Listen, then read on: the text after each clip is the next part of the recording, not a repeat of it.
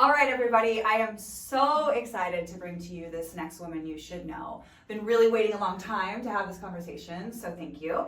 I've got Darneisha Beeler with Darneisha Bee Coaching, and you also started a retreat. Yes. And name that for me because my mind is gone. The Empower and Elevate Retreat. Awesome, perfect. So I definitely want to dive into both things. Okay. So let's start with the coaching. You specialize in women. Over 30, unsure about their situation. Take it from there. Perfect. So yes, I support women that are over 30 and that's just unhappy in their life, specifically due to life challenges, financial things, whatever it is that's keeping you stuck. Right. I support those women. Yeah, I love that. And I love how you throw financial into it. I've run into a lot of women who were not financially prepared or savvy to lose a partner, to lose a job, to have to lose their house. And it is an education that goes so entirely unnoticed. I agree. So when somebody comes to you with maybe that problem, like what are some things you go over with them and touch on? So what I do is I want to understand their upbringing. Okay. Oh, interesting. So yeah, I dig It all deep. starts there. It all starts there anyway. Oh my God. I dig deep. Yeah. Because I want to know, one, your relationship with money, and then your money mindset. And a lot of times it comes from a place of lack. We just have a lack mentality, a scarcity mentality. And so that's what I help build. I built that muscle so they can start digging deeper to find out what brings them joy. Okay. What actually depletes their energy. Because ultimately people think because they're in a bad financial situation is because a lot of times it's how you manage your money and do things like that, but it's deeper. Yeah. And that's what I start with. Okay. And that's so true because we do learn how to feel about money from the time we're really young. Period. I grew up that way myself. Scarcity mindset, like save your money, hold on to your money. When really your money should be there to work for you. Yes. And learning how to do that is such an important thing. So when you start with somebody and you talk about what are some of the conversations that you have around that? So, like I said, first I start with tell me about how you grew up. What happened in your household? Right. And so we start digging into that inner child, right? And then we move on to what gives you joy. Because a lot of times what people think, they feel like, because abundance, the first thing when you say, do you have a life of abundance? And it was like, well, I'm not rich. I'm like, abundance don't mean that you're rich. Right. You can have an abundant life. What does that mean to you? So let's dig a little bit deeper. So tell me what brings you joy? Right. And a lot of times women don't know what brings them joy. Then I say, okay, let's will it back. If you can do anything, give me 3 things that you can do that you would, you smiling from ear to ear. You don't have to, force yourself to get up to do this thing. What are those 3 things? And then they would start naming it. I said, so that's part of abundance. Because if you can do that every single day and bring that to yourself every single day, you have an abundant life. Right. And so for me, one of the things, I always prayed about this, that I want to be a generous giver. I want to have more. And so when I have the mindset that I can do more, give more, things come to me. Your frequency grows. You get on another frequency and you attract that energy. It's so true. And do you ever have people tell you, well, how are you so positive all the time? How are you so up all the time? Yes. Right? But it's all a mindset. It's all mindset. It's all a mindset. And it's so true. The universe, God, however you want to put that in a package, recognizes when you are living your life abundantly, in gratitude, in giving, yes, and receiving, and you get more that way. 100%. I see it time and time again. You attract that. So it has nothing to do with how many dollars you have. Right. Because I'm not rich, but I'm rich in life. My life is rich. Right. I get what I want. I do the things I want to do. I have rich people around me. Only I deal with like-hearted people. Yeah. So oftentimes I coach women on that too, because we like to be around, we say like-minded women or people, but the reality is you don't grow when you're around people that think like you all the time. So my thing is, if you love people and we have a like heart, we don't have to think the same. but that's how you grow. Yeah, that's so true. So true. Okay, so from there in those initial conversations, what are some of the common steps, or what's the next phase after that? So it really depends on what happens during that interaction, because sometimes it comes up where, well, I didn't have my dad with me, so now it's not about money at this point. Yeah. It's totally about their mindset. So at this point, because I'm a life coach, Right. so at this point, I'm helping them transition or transform their mindset. Yeah. Right. Having different perspectives, starting to do different things, like the way they start looking at life will look different. So to your point, you said something about gratitude. Yep. And that's one of the things I have them do. I challenge them on one assignment. That's normally the first assignment. It's either two things. I have them either declutter their space, because when your space is cluttered, you can't have a positive mindset. Right. It's filtered. Like, you got too much going on here. Yeah. So declutter a common space in your household. So that's one activity. Or the second activity is exactly, I tell them, like, so you got to wake up at least, or choose a time out of your day where you're going to write down 3 things that you're grateful for. It's true that practice alone, it helps you to start to realize things that maybe you didn't notice before. Because at first you think, I'm grateful for my mom and my partner, but then I'm grateful for the sun today and the way that it set last night. And then you start to get the gratitude in those little things too. Yes. That's so true. How long have you been doing this? So interestingly, I've been doing this since 2020. So side note, we were just talking about earlier that a lot of the women we've spoken to made a huge life change during COVID, which is amazing because we all lived in such uncertainty. That's when I became a full-time real estate agent, and I stopped working at the bar I was working at, the Nest. Oh, nice. Yes, right? So what happened to you during that time that made you think, this is the time I'm ready to do this? Okay, so for all that know, whoever probably watched this, everybody probably know me through my corporate job. So I was in the financial industry for the past 26 years. Wow. And during COVID, at the time I was a branch manager. So I managed, branches of the bank. And we all didn't know what the heck was going on during COVID. But let's fast forward a couple of months prior. So in January, one of my good friends, I was literally friends with this lady for 30 years. We grew up together. She committed suicide. And that was the hardest thing ever. So when you talk about grief, depression, and by the way, in the Black community, especially, I grew up with a single mom, and so she was so strong that we didn't talk about depression. In fact, she used to call therapists the crazy doctor, because it just wasn't talked about in our community, in our household. It wasn't talked about. So to align my feelings with being depressed, it was hard for me to get there. I knew something was wrong with me. I didn't know exactly what was wrong. I knew I was grieving. And then March happened, which was COVID. We realized, okay, this is what's going on, it's COVID. Right.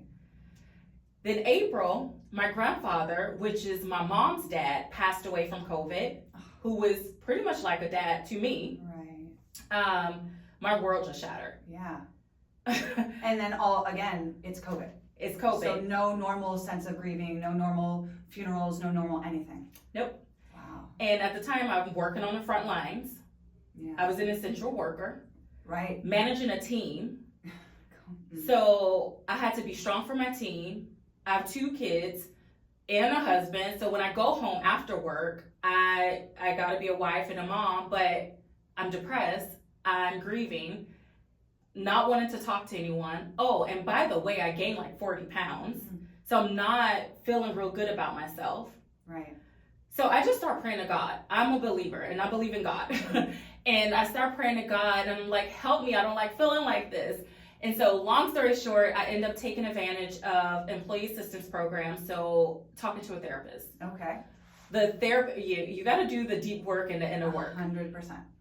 And so I'm like, okay, like this, it feels good to talk and to learn, get these tools, you know, to cope through what I'm going through. Mm-hmm.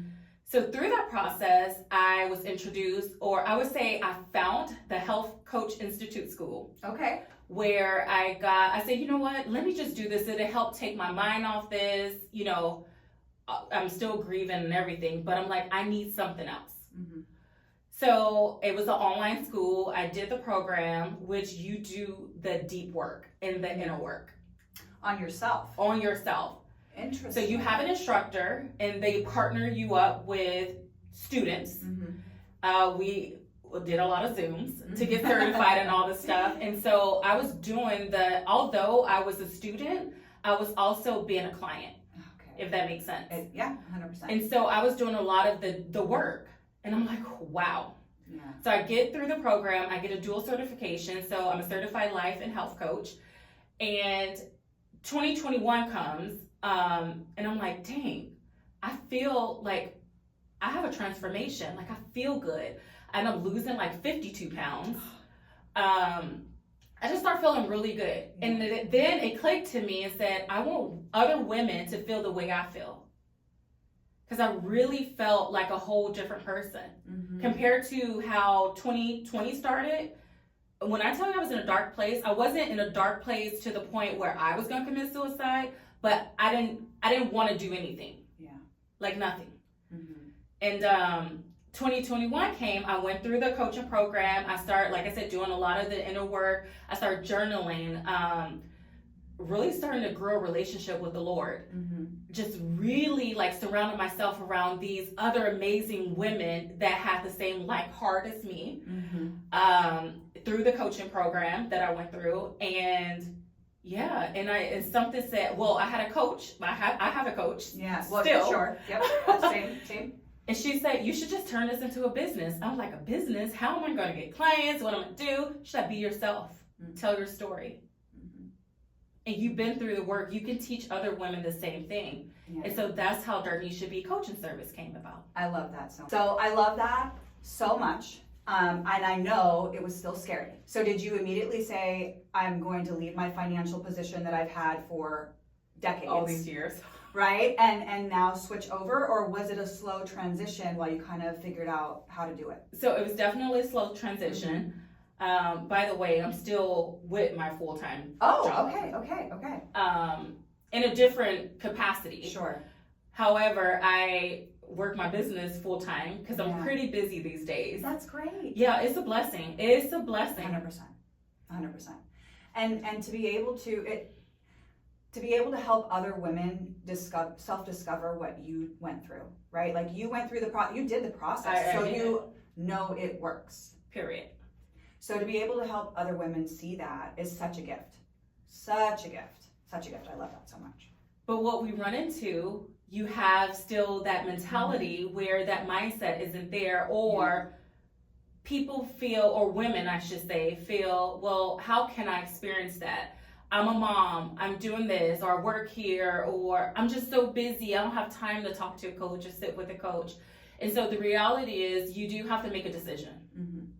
And so for me, it got to a point where I was tired of being sick and tired of feeling the way I felt. Yeah.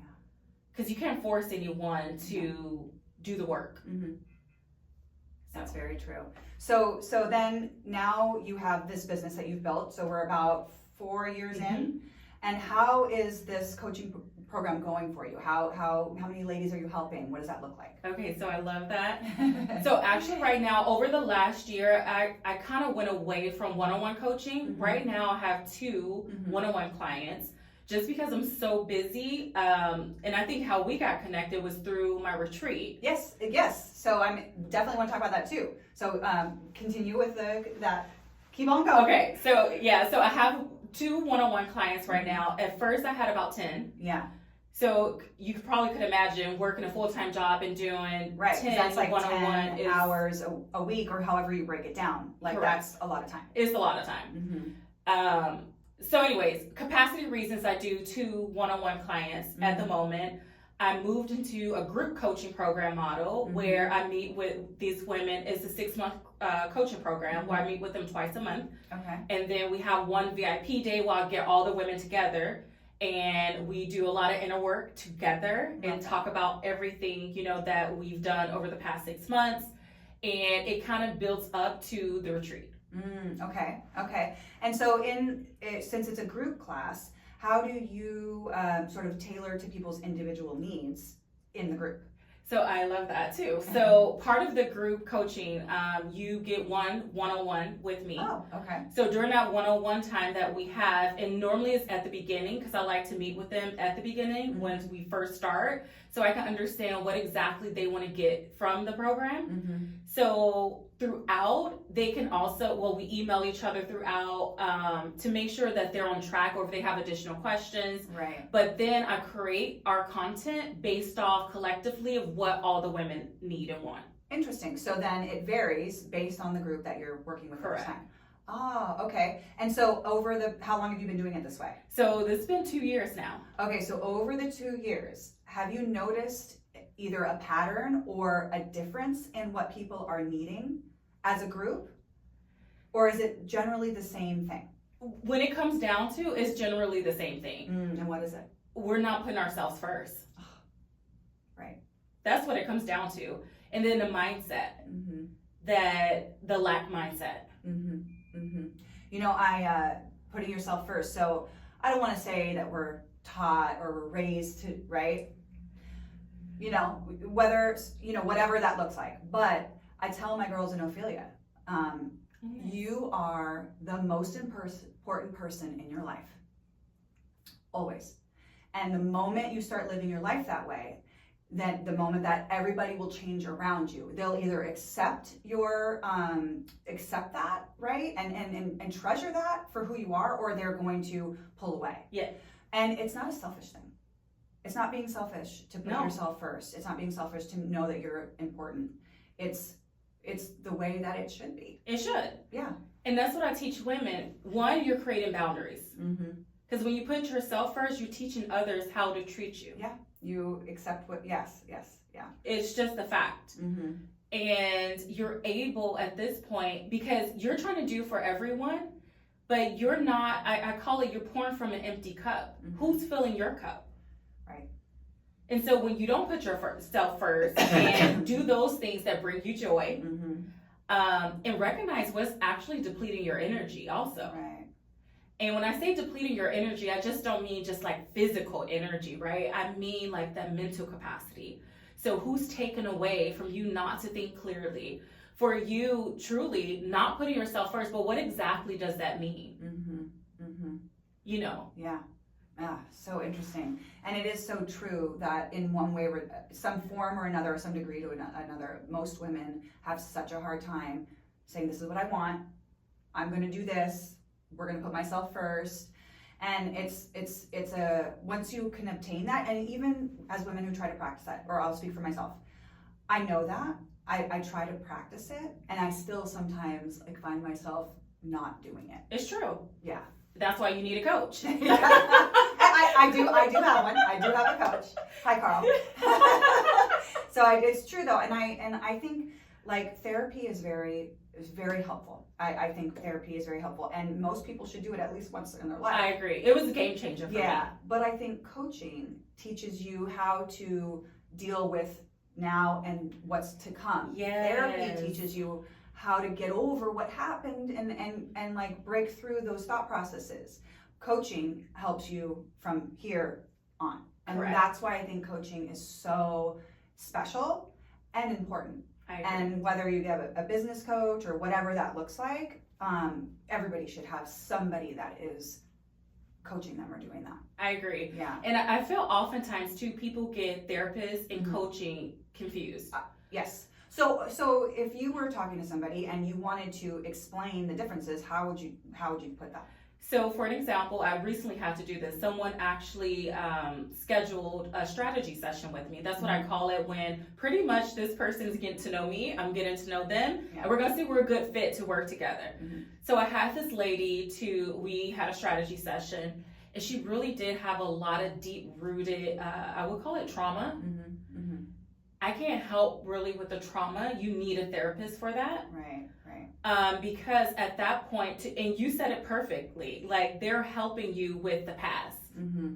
I'm helping you. I can work with you in tandem with your therapist. Mm-hmm. So the action items that you have for your therapist, and see, with coaches, we believe what you have in you is already the truth. Like, and you know that. It's for me to pull that out of you. Right. With us working together. Right.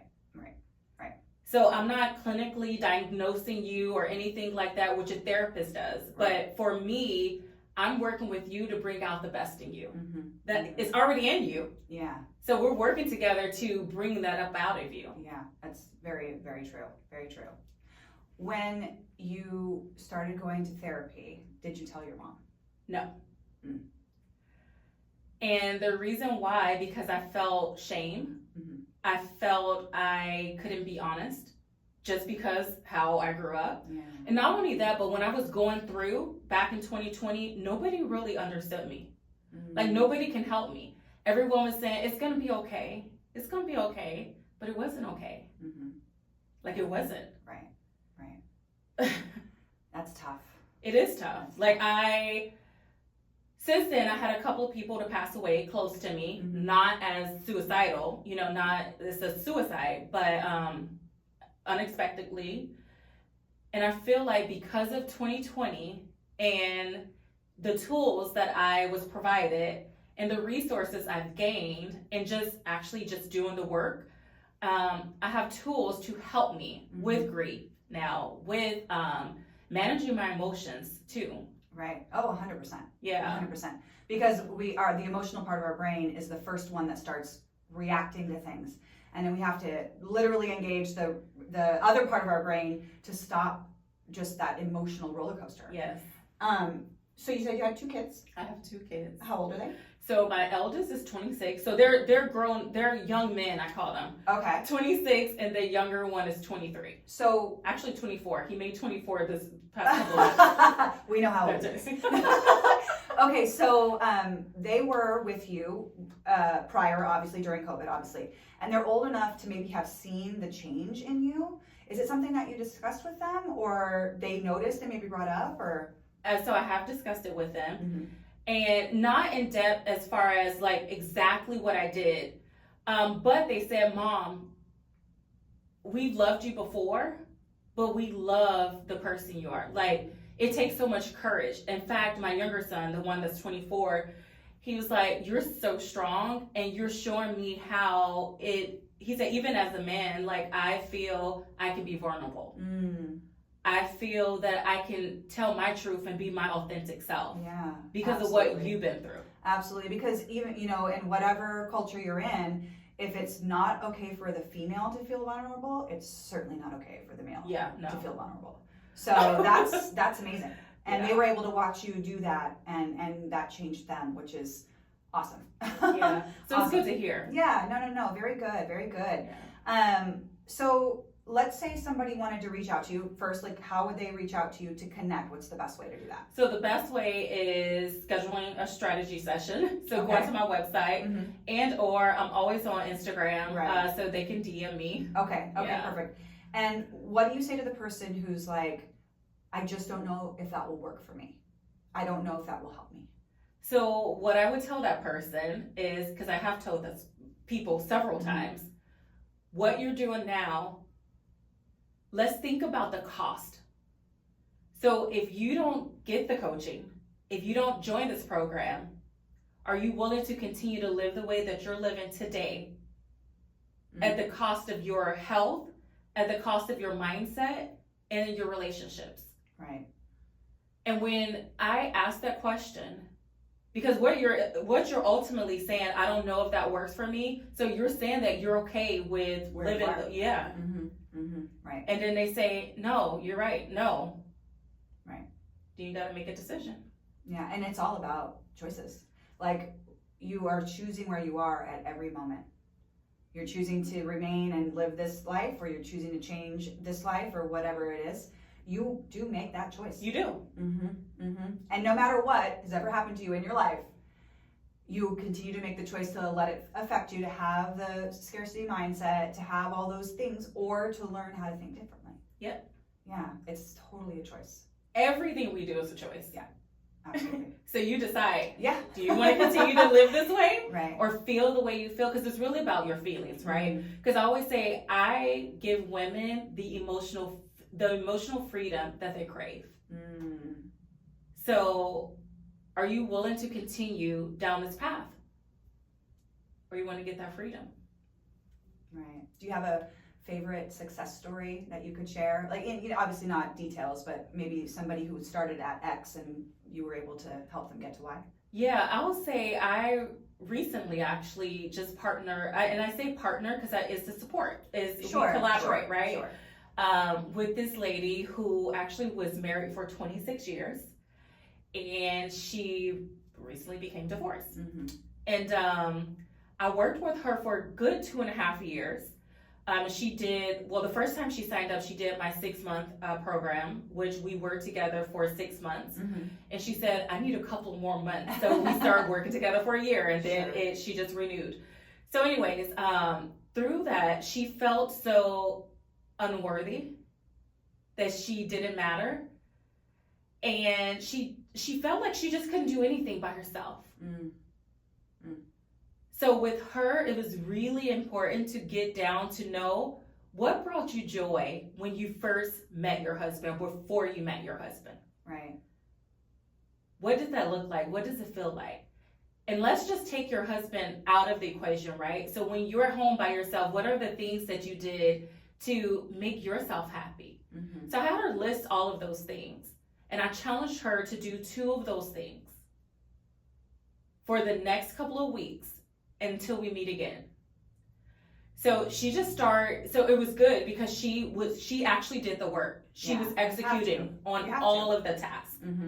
So she'll come back and tell me how it made her feel, how her kids start to see her being different, and she wasn't yelling at them and upset. And then she just started coming back to our sessions with trying new things.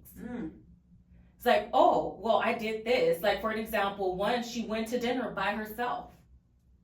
She said, I enjoyed it. So, long story short, after the 2.5, we literally just stopped working together. And hopefully she decides to sign back up as a client. We'll see. Sure. But she's a whole nother different person. I even see the glow in her. She glows differently. And she doesn't come from a place of lack. Everything she talks about she speaks it into existence. So, and I noticed a lot of things we talked about is happening for her. And I would say that's my biggest success story because it involved someone she's been with a lifetime. I call it that's like a lifetime partner. 100%. 26 years. There's so much happening, so much life happening in that time period. Yeah. So much life. That's amazing. And I love where she's at today. I'm so proud of her. Yeah. And then you said it too. She spoke it into existence. She did. And that's what we all have to do.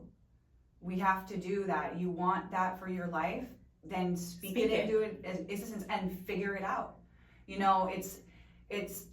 was saying to this, I'm so blessed to be surrounded over the time period that we've been doing this and be meeting so many amazing women who have made the choice to not continue doing what they were doing. And some of those people, it was a very difficult life. And some was just like, I hate my job, whatever it was, and to make that choice. And I'm just so grateful for that. And by that example, anytime I hear somebody say, well, I don't have the time, or I'm too old, or I can't afford it, or whatever, I just want to say, look at all of these other women doing it.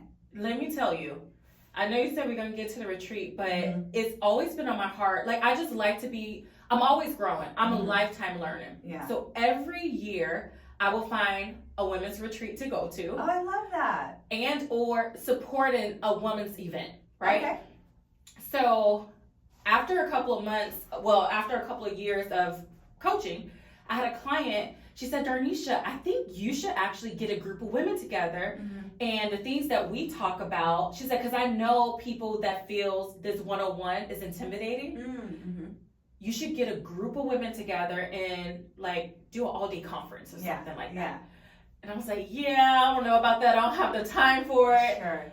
And then I started to think, I said, I get so uplifted and inspired and empowered when I go to these women's retreats that I go to. I'm going to put my own retreat on. Okay, so tell us about it. And so, well, and I just want to get back to, I've been like going back and forth for a year and a half. Like, I can't afford it. The how piece, like, I can't do it. And then something loudly came to me and said, those women, the retreats that you're going to that they're hosting, they did it. What makes you different than them? Like, I heard something loud say that to me.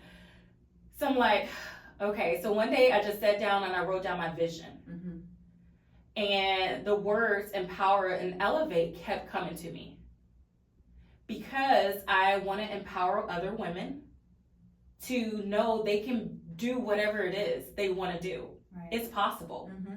We only limit ourselves with our thinking. And then I'm always trying to elevate. Like, I don't care how old you are, how young you are, you can elevate. Right. And I start to think, well, what does elevate means to me? And I start to think about my 5 pillars, which is my faith, my family, my fitness. I love to have fun, because people always say, how are you doing all this stuff and still be positive and have a smile? And it seems like you and your family do so much. Like, I make sure I have fun. And then my finances. And so those are my 5 pillars. And I said, and oftentimes the women that I coach have an issue with either one of those aspects of their lives. So I said, what if I do an annual retreat and I name it Empower and Elevate, and I center it around these 5 pillars? I love it. And again, I didn't know the how. I didn't know how I was going to get money for this. I didn't know if I was going to charge people, if I was going to make it free. I didn't know how, that whole how part. But I sat down and wrote down my vision. And you know how, well, I'm not sure if you know the scripture, but it talks about in the Bible, if you write down your vision, you make it plain and it's going to come to pass. But you got to put the work to it. And so I wrote it down, and then I just started calling people, and whoever, like, God laid on my heart, like, different women in the community, like, hey, I've seen you in this capacity. I think you'll be a great speaker at my event. This is what I envision. Are you on board? Yeah. And then one lady was like, yes, I'm on board. I love this idea. In fact, I need those other aspects that you're talking about. Right. And so that's how I ended up getting the speakers, like, just people that was placed on my heart. And then I did charge for the tickets.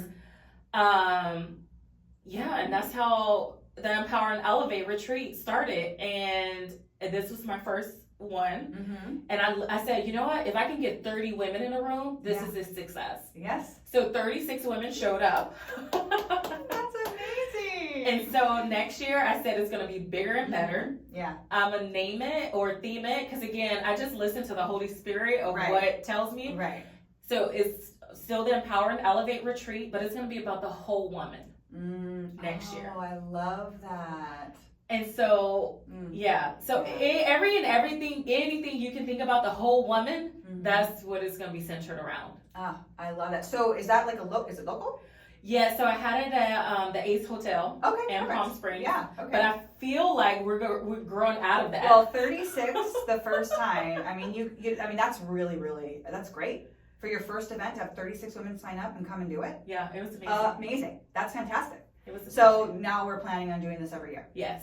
I love it. Yes. So I'm already working on, I've written down the vision for next year. Yeah. And I'm working on different speakers. I don't have everyone in mind yet, because I want to really make sure it's aligned. Exactly. And I think the way you said it, you just wanted it to speak to your heart. Yes. And I think that's an important piece to never lose.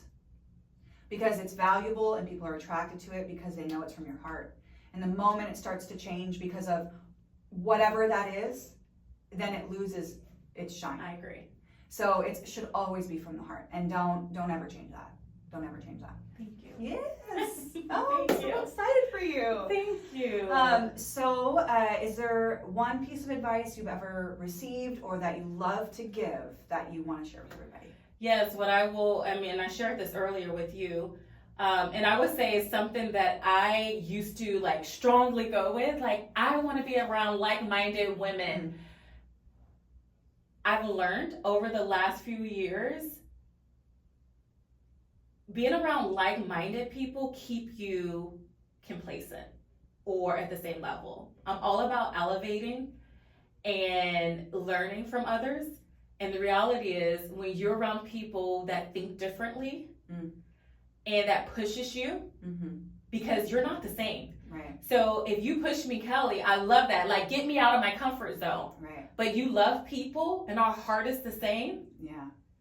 So I would tell anyone, challenge yourself to be around like-hearted people, even if you have different views or you think differently, you came from different backgrounds, because that's literally how we grow and we learn. And you just become powerhouses. I love that so much. Like-hearted. I've heard a lot, you know, if you're the smartest person in the room, you're in the wrong room. I agree. And I agree with that. But I love how you said, find the person who's like-hearted to you. No matter what, they can teach you something. Period. And I love that so much. Because I've learned so much over the years, and I'm like, wait, we don't think the same at all. Yeah, right. So we're not like-minded. Right. But I have learned from you. And one thing I do know, we're like-hearted. We love people.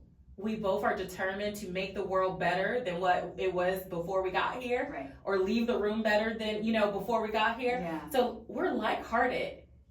And I honestly, over the last couple of years, I'm like, dang, we're not like-minded, we're like-hearted. I love And that. I've grown so much just really having that mindset. Yeah, and in a world where sometimes it just feels like everybody is just tearing each other apart and down because they don't think the same as you. It's okay. Like, it's okay. Like, what if we all just, I love that like-hearted. Just recognize who's like-hearted. Exactly. And there's so many. It is. It is so many. It's so many. We love to get hugs. Yes. We just love people. Yes. Yes. Yes, and smiling and laughing Yes. and just giving off good energy.